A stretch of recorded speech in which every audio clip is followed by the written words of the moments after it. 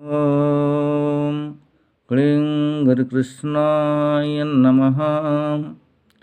ॐ क्लीं गुरुगोविन्दाय नमः।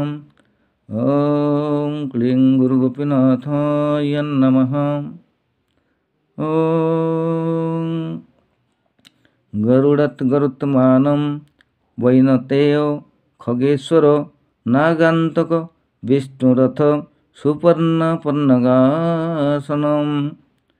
जो व्यक्ति प्रत्येक दिन ये गरुड़ंकर ये 8 नाम को पठन व श्रवण करिवो से निश्चित भाव में शक्ति भक्ति निष्ठा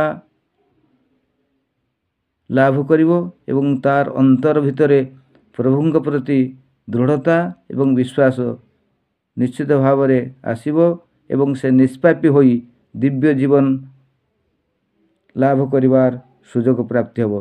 ओम शांति ओम शांति ओम शांति।